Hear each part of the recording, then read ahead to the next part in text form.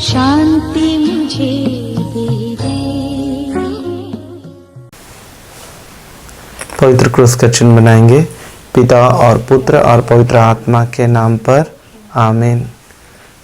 दयामय स्वर्गीय पिता, इस सुंदर समय के लिए हम आपका धन्यवाद करते हैं। विशेष करके प्रभु आत्मा के संग प्रभु हम आपकी स्तुति करते हैं।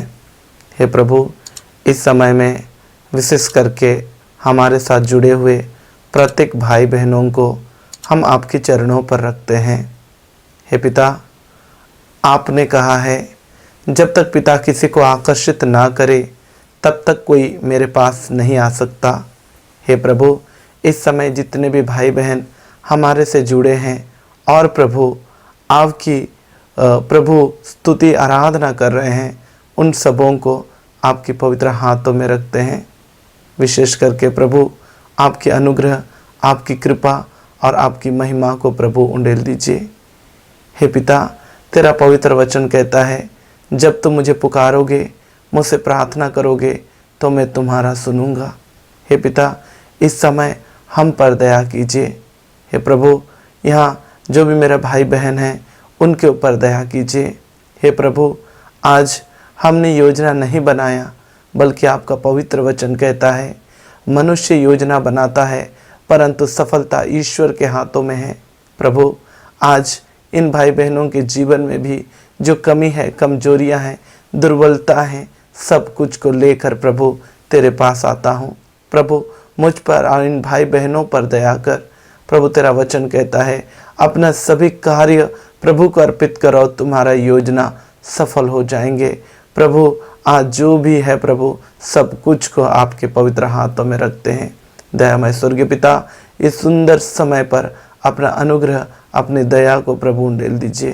हे प्रभु, आपने कहा है मांगो और दिया जाएगा, ढूंढो और पाओगे, खटखटाओ और तुम्हारे लिए खोला जाएगा। इस समय प्रभु हर एक जन को अपनी कृपा, अपने अनुग्रह और अपनी महिमा से भर दीजिए। प्रभु जी, इस समय प्रभु अपनी महिमा को प्रभु उंडेल दीजिए, आपकी दया को उंडेल दीजिए। प्रभु एक एक जन के ऊपर प्रभु अपना अभिषेक को दीजिए, अपने आत्मा के दान वरदान को दीजिए, आपकी प्रेम से प्रभु भर दीजिए। प्रभु करुणामय परमेश्वर, आप सदा सर्वदा हमें प्यार करने वाला परमेश्वर हैं। प्रभु, इस समय यहाँ पर उपस्थित एक एक अपने बेटा बेटियों पर प्रभु अनुग्रह कीजिए, आपकी दया कीजिए प्रभु, और अपनी करुणा से भर दीजिए। यह हम प्रार्थना करते पिता तेरे पुत्र यीशु के नाम पर। दया से सुन और अपने स्वर्ग राज में ग्रहण कर, आमीन। शुक्ति ग्रंथ अध्याय 16 वचन 1 से लेकर 3 तक। मनुष्य योजना बनाता है, उसकी सफलता प्रभु पर निर्भर है। मनुष्य अपना आचरण निर्दोष समझता है, किंतु प्रभु हृदय से था लेता है। अपने सभी कार्य प्रभु को अर्पित करो और तुम्हारी योजना सफल हो जाएगी। Hallelujah, hallelujah, hallelujah, hallelujah. तो यहाँ पर वचन हमको सिखाता है कि मनुष्य योजना बनाता है। जैसे कि अभी आप लोग एक योजना बनाए हैं कि नहीं बनाए हैं? बनाए हैं ना। कैसे हम लोग क्या करेंगे? ग्रोथ करेंगे, है ना। कैसे हम लोग बड़े बनेंगे, हाँ, बड़े बनेंगे। लेकिन प्रभु क्या बोलता है? प्रभु का वचन क्या बोलता है? मनुष्य योजना बनाता है परंतु सफलता किसमें है? प्रभु में है। और प्रभु, इसलिए हम लोग जाएंगे उपदेशक ग्रंथ का अध्याय 1 में प्रभु बोलता है हर वक्त का क्या है? समय है। हर वक्त का क्या है? समय है। Hallelujah, hallelujah. उपदेशक ग्रंथ अध्याय 3 वचन 1 से लेकर हम लोग पढ़ेंगे। यहाँ पर लिखा है पृथ्वी पर हर वक्त का अपना वक्त और हर काम का अपना समय होता है। प्रसव करने का समय और मरने का समय, रोपने का समय और पौधा उखाड़ने का समय, मरने का समय और स्वस्थ करने का समय, गिरने का समय और उठने का समय, रोने का समय और हंसने का समय, विलाप करने का समय और चलने का समय, पत्थर बिखरने का समय और पत्थर एकत्र करने का समय, आलिंगन करने का समय और आलिंगन नहीं करने का समय, खोजने का समय और खाने का समय, अपने पास रखने का समय और फेंक देने का समय, फाड़ने का समय और सोने का समय, चुप रहने का समय और बोलने का समय, प्यार करने का समय, बैर करने के समय, युद्ध करने का समय और शांति का समय। मनुष्य अपने शरीर परिश्रम से क्या लाभ?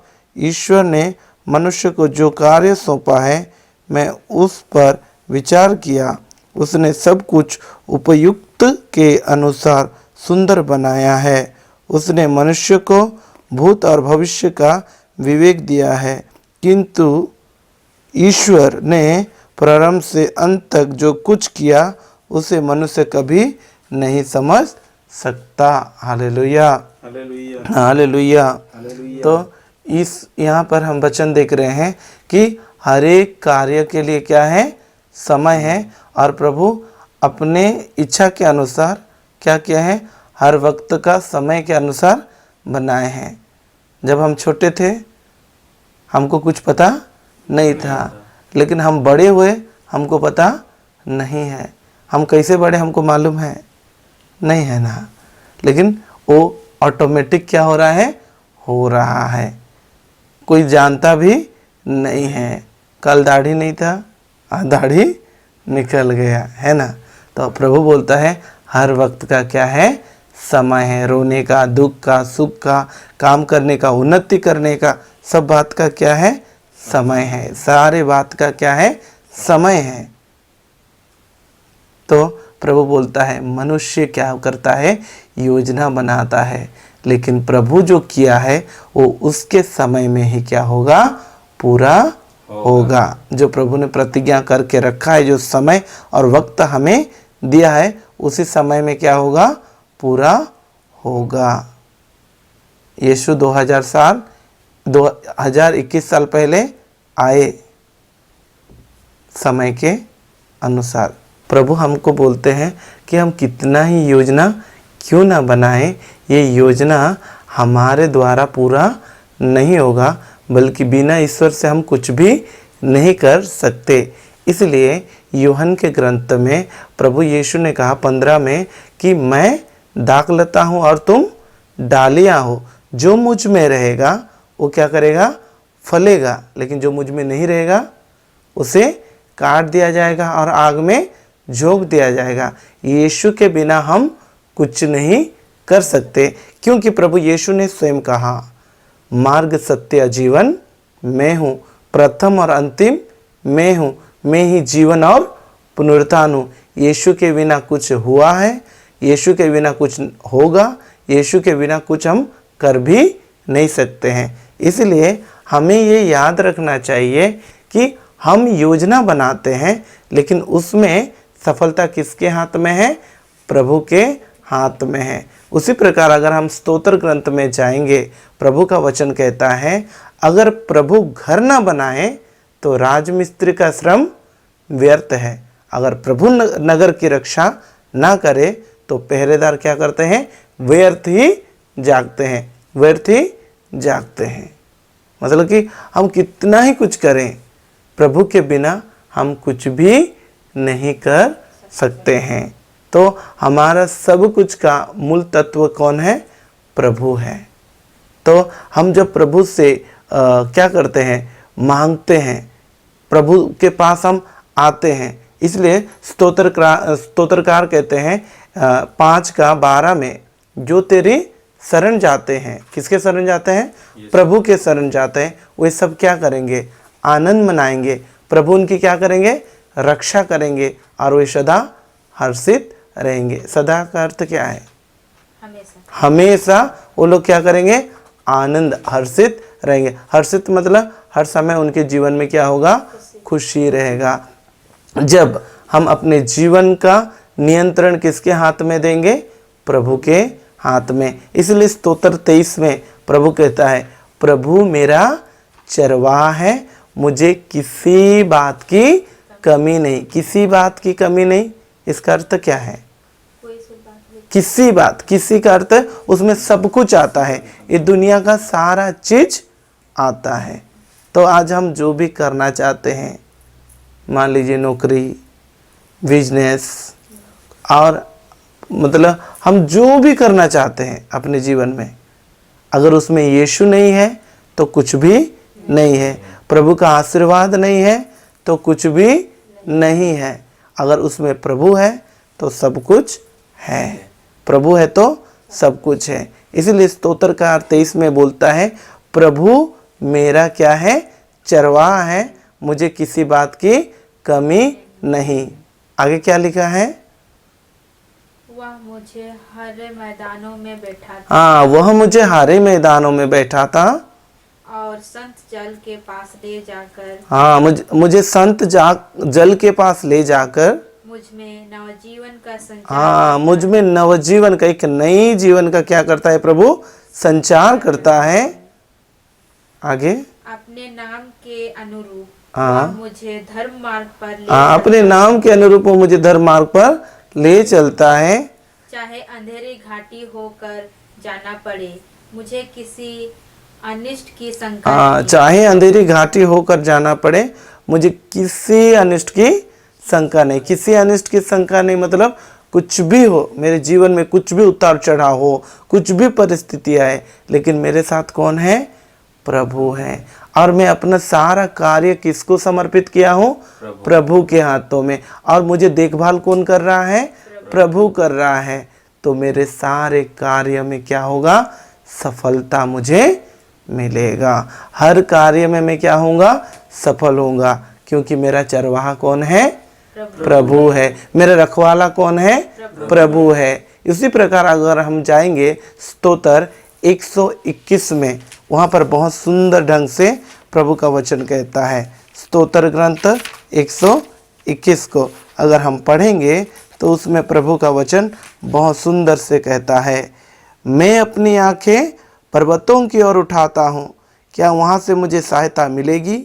जिसने स्वर्ग और पृथ्वी को बनाया है वही प्रभु मेरा क्या करता है?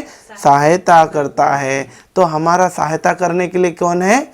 प्रभु है। विश्व मंडल के रचयिता, जो कि सारे संसार को नियंत्रण करता है, वो हमारा क्या है? सहायता करने वाला सहायक है। आगे प्रभु का वचन कहता है, वह तुम्हारा पैर फिसलने ना दे, तुम्हारा रक्षक नहीं सोए। न इस्राएल का रक्षक ना तो सोता है और ना ही झपकी लेता है। प्रभु ही तुम्हारे रक्षक है, वह छाया की तरह तुम्हारे दाहिने रहता है। ना तो दिन में सूर्य से तुम्हारा कोई हानि होगा और ना रात में चंद्रमा से। प्रभु तुम्हें हर बुराई से बचाएगा, वह तुम्हारी आत्मा की रक्षा करेगा। तुम जहाँ कहीं भी जाओगे प्रभु तुम्हारी रक्षा करेगा, अभी और अनंत काल तक। अगर हम अपना रक्षक और अपना सर्वस्व ईश्वर को मानते हैं तो प्रभु हमें क्या करेगा? रक्षा करेगा, हमारा देखभाल करेगा, और वो हमको छाया की तरह क्या करेगा? रक्षा करेगा। वो हमसे दूर नहीं रहेगा, क्योंकि प्रभु का वचन कहता है, न इस्राएल का रक्षक ना तो सोता है और ना ही झपकी लेता है। मतलब प्रभु क्या करता है? सीसी कैमरा जो है ना, हाँ, CCTV, उसी प्रकार हमें क्या करता है? दिन रात अपने निगरानी में रखता है।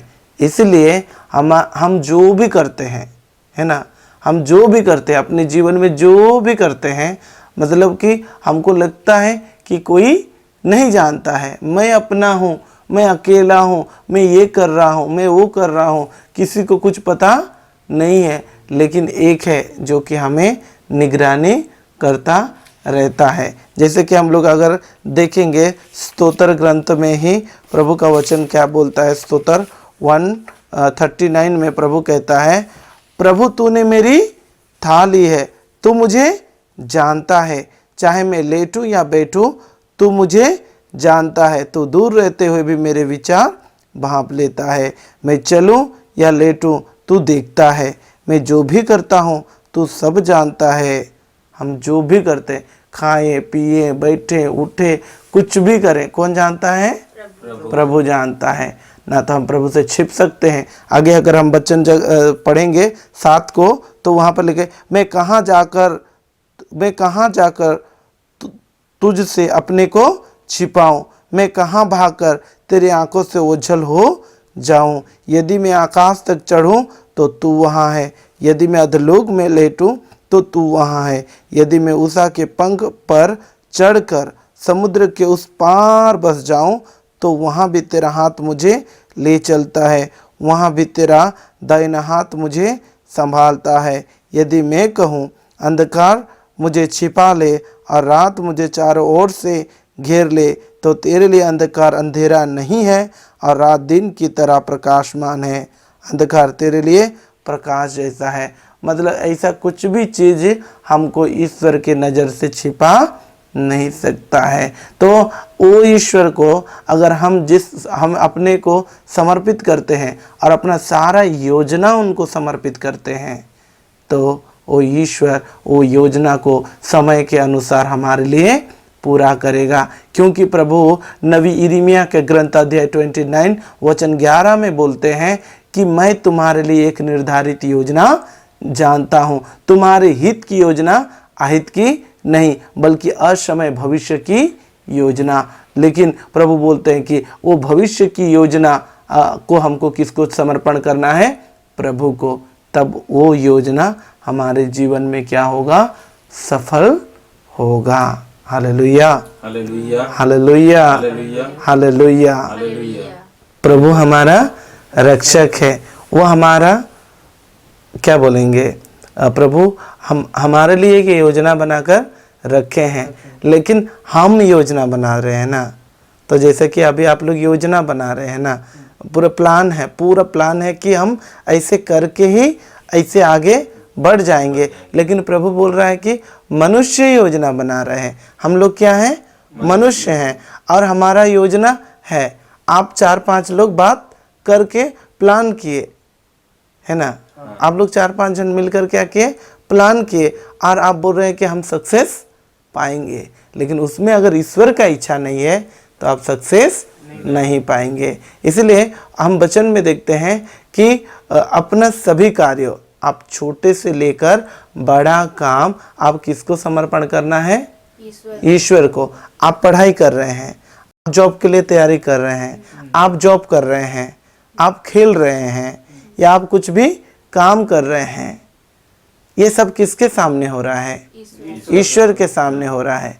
आप पाप कर रहे हैं, आप वासना बुरे दोस्तों के साथ है, नशा में भी हैं, आपका घर वालों को पता नहीं है, सच में आपकी मम्मी को मालूम नहीं है, आपके पापा को मालूम नहीं है, आपका बड़ा भाई को भी मालूम नहीं है, लेकिन एक जन को मालूम है। वो आपके लिए योजना बना कर रखा है कि मेरा ये बेटा को मैं ऐसा बनाऊंगा, मेरा ये बेटी को मैं ऐसा बनाऊंगा। लेकिन हम उसके अनुसार जीवन नहीं जीने के कारण ये योजना क्या होता है? उनको समर्पण नहीं करने के कारण ये योजना क्या होता है? बिगड़ जाता है ना। और दूसरा बात है कि आपको प्रभु अच्छी तरह से जानते हैं, है ना। आज समझ में आया कि प्रभु क्या कर रहा है? देख रहा है ना। आप पढ़ाई कर रहे हो, किस लिए पढ़ाई कर रहे हो, क्यों पढ़ाई कर रहे हो, है ना। आप अपने पढ़ाई में ईमानदार हो या नहीं हो, आप अपने में ईमानदार हो नहीं हो, वो कौन देख रहा है? परमेश्वर। अब ये भाई जॉब करते हैं ना, आप अपनी जॉब में कितना ईमानदार हो।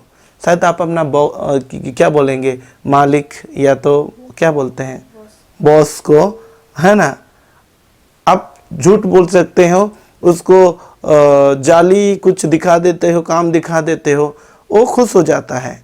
लेकिन आप वहाँ पर क्या किए हो? झूठ काम किए हो। उसको कौन देखा है? प्रभु देखा है। आप अभी कुछ भी करो, पाप करो, बुराई करो, नशा करो, कुछ भी करो अपने जीवन में, आप सबों को ठग दिया। मुझे भी बोले ब्रदर मैं तो अच्छा हूँ, है ना, सब कुछ है, लेकिन कौन देख रहा है? प्रभु देख रहा है। उसी प्रकार हम बाइबल में देखते हैं एक धनी व्यक्ति है ना, एक धनी युवक ना, हमारे जैसे युवक प्रभु के पास आता है और कहता है भले गुरु, अनंत जीवन पाने के लिए, है ना, अनंत जीवन पाने के लिए मुझे क्या करना पड़ेगा।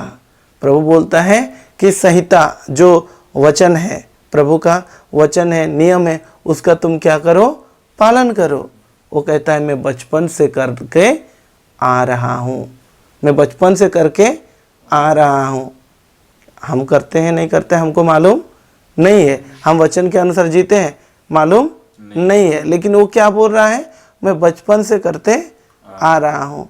लेकिन प्रभु हम लोग क्या करेंगे, वाह ये इतना अच्छा आदमी जो कि सब कुछ प्रभु का फॉलो करता है। लेकिन यीशु उसको बोलता है आपके पास एक कमी है। वो कमी क्या है, जो आपके पास धन है वो धन को क्या करो, गरीबों में बांट दो, बेच दो। Hallelujah hallelujah hallelujah hallelujah.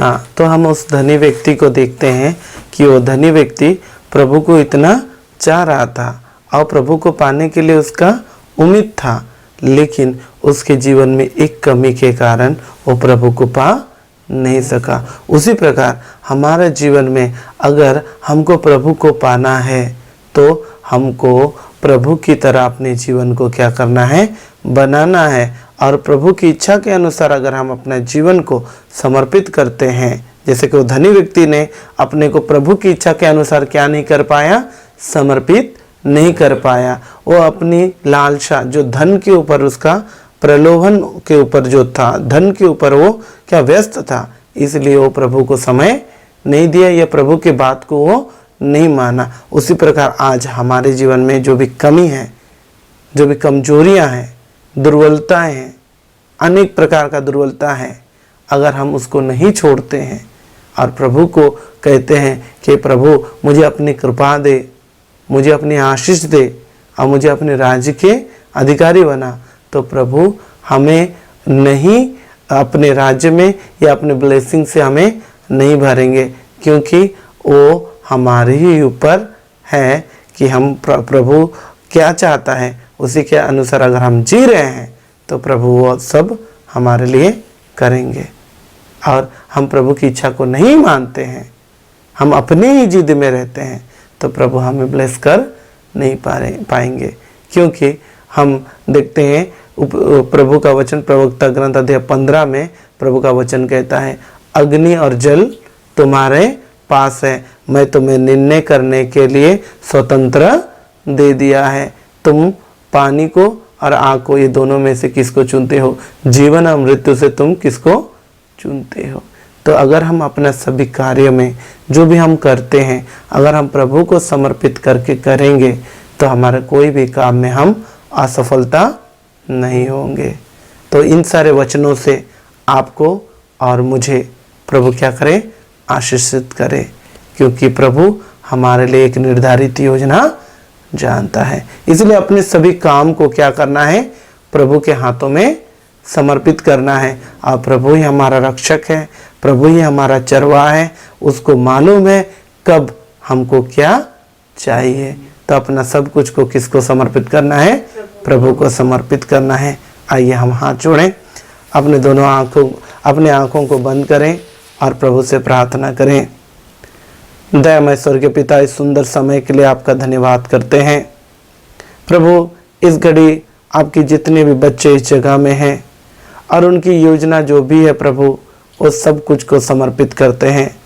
प्रभु नबी यिर्मयाह के ग्रंथ में अध्याय 29 वचन 11 में आपने कहा, मैं तुम्हारे लिए एक निर्धारित योजना जानता हूँ, तुम्हारे हित की योजना, अहित की नहीं, असमय भविष्य की योजना। हे प्रभु, अपने इन बच्चों पर, मुझ पर प्रभु दया कर। प्रभु अपना सारा योजना प्रभु, जो कुछ भी हमारे मन में है, विचार में है, हम जो करने वाले हैं प्रभु, सब कुछ को प्रभु आपके हाथों में समर्पित करते हैं, आपके अधिकार में देते हैं। प्रभु हमारे छोटे छोटे हर एक कार्य को प्रभु आप ग्रहण कीजिए। हे पिता, आपने कहा है जब तुम मुझे संपूर्ण हृदय से मांगोगे, जब तुम मुझे संपूर्ण हृदय से ढूंढोगे तो पा जाओगे। आज जो तेरे बच्चे प्रभु दीनता पूर्वक प्रभु तुझसे विनती करते हैं, प्रार्थना करते हैं, मांगते हैं प्रभु, उन पर दया कर। हे प्रभु जो हमसे जुड़े हैं उन पर दया कर, जो जुड़े भी नहीं है प्रभु, जो तेरे बच्चे हैं आज प्रभु तेरा दया का उन्हें विशेष आवश्यकता है प्रभु, उन पर दया कीजिए, अनुग्रह कीजिए प्रभु, और अपनी महिमा से भर दीजिए। हे प्रभु हमारे जीवन के छोटे छोटे हर एक कार्यों को तुझे सौंपते हैं, अपने जीवन को सौंपते हैं, नौकरी को सौंपते हैं, पढ़ाई को सौंपते हैं प्रभु, बिजनेस को सौंपते हैं प्रभु, हमारे जीवन के दुख और तकलीफ को सौंपते हैं प्रभु। हर एक पर आपका अधिकार हो प्रभु, आपके अनुग्रह हो प्रभु, आपकी महिमा हो प्रभु। प्रभु आपने हमारी प्रार्थना सुनकर प्रभु सारे बातों में हमें अभिषेक किया, इसलिए हम धन्यवाद देते हैं प्रभु। हमारी छोटी प्रार्थना दया से सुनिए, आपने स्वर्ग राज्य में ग्रहण कीजिए। यह हम प्रार्थना करते पिता तेरे पुत्र यीशु के नाम पर, आमीन। जय यीशु।